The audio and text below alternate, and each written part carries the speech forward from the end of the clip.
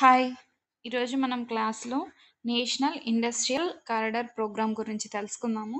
So, ఈ programme అంటే ఏంటి? సో, అలాగే ఈ ప్రోగ్రామ్ యొక్క ఐడియా ఏంటి? ఈ ప్రోగ్రామ్ యొక్క ఆబ్జెక్టివ్ ఏంటి? సో, ఎన్ని ఇండస్ట్రియల్ కారిడార్స్ ఉన్నాయి? సో, యూజెస్ ఏంటి? ఎందుకు ఇంప్లిమెంట్ చేయాలనుకుంటుంది గవర్నమెంట్ ఆఫ్ ఇండియా అనేది మనము ఈరోజు ఈ క్లాస్‌లో చూద్దాము. నేషనల్ ఇండస్ట్రియల్ కారిడార్ ప్రోగ్రామ్ అనేది గవర్నమెంట్ ఆఫ్ ఇండియా అనేది ఇంప్లిమెంట్ చేస్తుంది. ఇది ఒక అంబిషియస్ ప్రోగ్రామ్ అనమాట. ఈ ప్రోగ్రామ్ వల్ల మనం ఎక్స్‌పోర్ట్‌ని ఇంక్రీజ్ చేయాలని అనుకుంటా ఉన్నాము. సో, ఇది ఏంటి మనం పేరులోనే చెప్తున్నాం కదా! ఇండస్ట్రీ డెవలప్‌మెంట్ కోసము స్మార్ట్ సిటీస్‌ని ఏర్పాటు చేయడము, అలాగే ఇన్‌ఫ్రాస్ట్రక్చర్‌ని ఎన్హాన్స్ చేయడం. ఇన్‌ఫ్రాస్ట్రక్చర్‌ని పెంచడం లాజిస్టిక్ అంటే న్యూ టెక్నాలజీస్‌ని యూజ్ చేసి మల్టీ మోడల్ టెక్నాలజీస్‌తో కారిడార్స్‌ని ఏర్పాటు చేయడం దీని యొక్క ఎయిమ్. సో, ఎన్ని కారిడార్స్ ఉన్నాయి ప్రెజెంటు గవర్నమెంట్ ఆఫ్ ఇండియా 11 కారిడార్స్‌ని ప్రపోజ్ చేయడం జరిగిందనమాట. సో, ఈ 11 కారిడార్స్ అనేవి అక్రాస్ ఇండియన్ స్టేట్‌లో స్ప్రెడ్ అయ్యి ఉన్నాయి. సో, అవేంటి 11 అనేది ఒక్కసారి చూద్దాం మనం ఇక్కడ.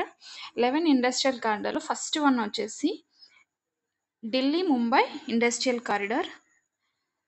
అలాగే నెక్స్ట్ వచ్చేసి Amritsar Kolkata industrial corridor, Chennai Bengaluru industrial corridor, Vizag Chennai industrial corridor, east coast economic corridor, Hyderabad Nagpur industrial corridor, Hyderabad Warangal industrial corridor, Hyderabad Bengaluru industrial corridor, Bengaluru Mumbai industrial corridor, extension of CBC to Kochi via Coimbatore, Delhi Nagpur industrial corridor. First ఇనీషియల్లో ఏ కారిడార్ని డెవలప్ చేయడం జరుగుతుంది అంటే Delhi Mumbai industrial corridor. So, ఇప్పుడు present 11 ఉన్నాయి. మీరు ఒకసారి మ్యాప్లో ఈ కలర్స్ని బేస్ చేసుకొని చూడండి, ఒక్కసారి అనలైజ్ చేయండి ఏ స్టేట్స్ గుండా ఏ కారిడార్ పాస్ అవుతుందనేసి. సో, ఏంటి దీని ఐడియా? ఎందుకు ఈ ఇండస్ట్రియల్ కారిడార్ని డెవలప్ చేయాలనుకుంటున్నారంటే ఇండియన్ సిటీస్‌లో ఇండస్ట్రియల్ డెవలప్‌మెంట్ కోసం అంటే మ్యానుఫ్యాక్చరింగ్ అనేది గ్లోబల్ స్టాండర్డ్స్‌లో ఉండడానికి, అలాగే ఇన్వెస్ట్‌మెంట్ డెస్టినేషన్ పర్టిక్యులర్ స్మార్ట్ సిటీస్‌ని డెవలప్ చేస్తున్నారు కదా! వీటి కనెక్టివిటీ అయి ఉంటుంది. ఇన్‌ఫ్రాస్ట్రక్చర్ ఎక్కువ ఉన్నప్పుడు మనం ఇన్వెస్ట్‌మెంట్‌ని ఎక్కువ ఆకర్షించే అవకాశం ఉంటదనమాట. అందుకోసము. తర్వాత ఆబ్జెక్టివ్ ఏంటి? ఆబ్జెక్టివ్ అంటే ప్లగ్ అండ్ ప్లే మోడల్‌లో తీసుకురావాలనేసి ఇండస్ట్రియల్ ఫెసిలిటీస్‌ని, అలాగే లార్జ్ స్కేల్ మ్యానుఫ్యాక్చరింగ్ యూనిట్స్‌ని డెవలప్ చేయడం. దీని యొక్క objective.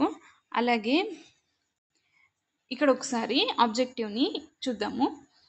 Enhance India's competitiveness in manufacturing through the creation of world class infrastructure and reduced logistic cost. So, industrial కారిడార్‌ను మనము నోడల్‌గా చేసుకొని మనం మ్యాప్‌లో చూసాం కదా! ఢిల్లీ, ముంబై. సో, ఇన్‌ఫ్రాస్ట్రక్చర్‌ని మల్టీ మోడల్‌లో డెవలప్ చేయడం జరుగుతుందనమాట. సో, లాజిస్టిక్ కాస్ట్ తగ్గుతుంది.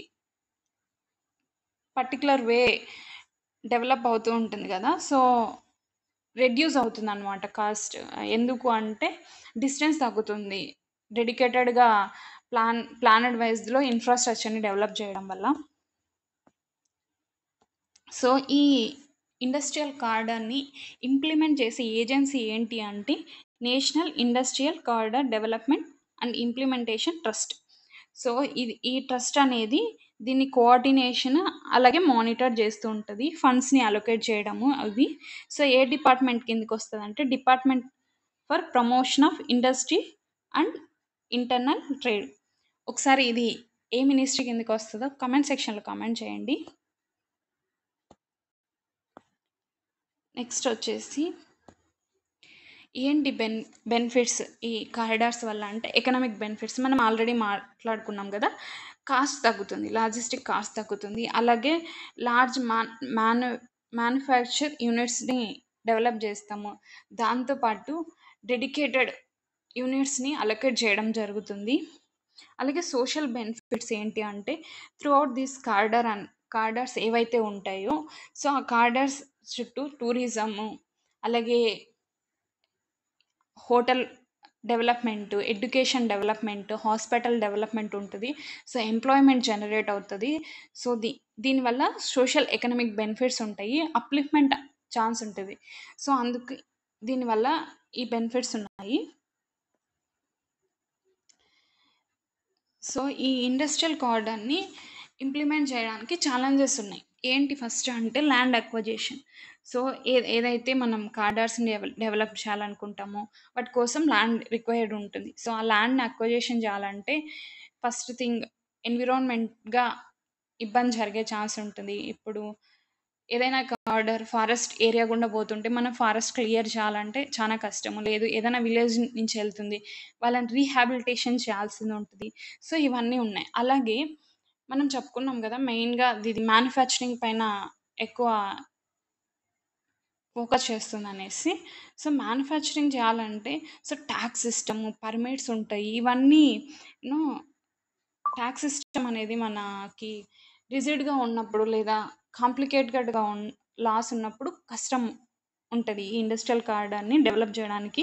సో రీసెంట్గా మనకి 1961 ఇన్కమ్ ట్యాక్స్ని గవర్నమెంట్ ఆఫ్ ఇండియా 6 months లోపల న్యూ చేంజెస్ తీసుకొని వస్తా అని చెప్పింది కదా. సో ఫ్యూచర్లో మనం చూడాల్సింది ఉంటుంది ఈ డెవలప్మెంట్ ఎంతవరకు ఫ్లెక్సిబుల్గా ఉంటుంది అనేసి. అలాగే పొలిటికల్ ఇష్యూ. సో మనం చెప్పాం కదా industrial corridor through out the states 11 industrial corridors ఉన్నాయి. సో ఇప్పుడు సెంటర్లో ఒక గవర్నమెంట్ ఉంది, స్టేట్లో ఒక గవర్నమెంట్ ఉంది. సో ఈ గవర్నమెంట్కి ఏదైనా క్లాసెస్ ఉంటాయి.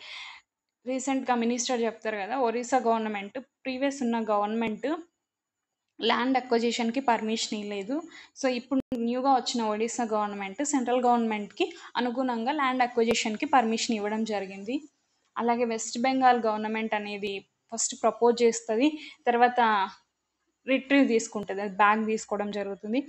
పొలిటికల్ ఇష్యూస్ ఉన్నాయి పొలిటికల్గా సెంట్రల్ స్టేట్ గవర్నమెంట్ మధ్య. ఇప్పుడు సెంట్రల్లో ఒకే గవర్నమెంట్ అలాగే స్టేట్లో ఒకే గవర్నమెంట్ ఉన్నప్పుడు ప్రాబ్లమ్స్ ఏం రావు. సో ఈ ఛాలెంజెస్ ఉన్నాయి ఈ ఇండస్ట్రియల్ కారిడార్ని డెవలప్ చేయడానికి.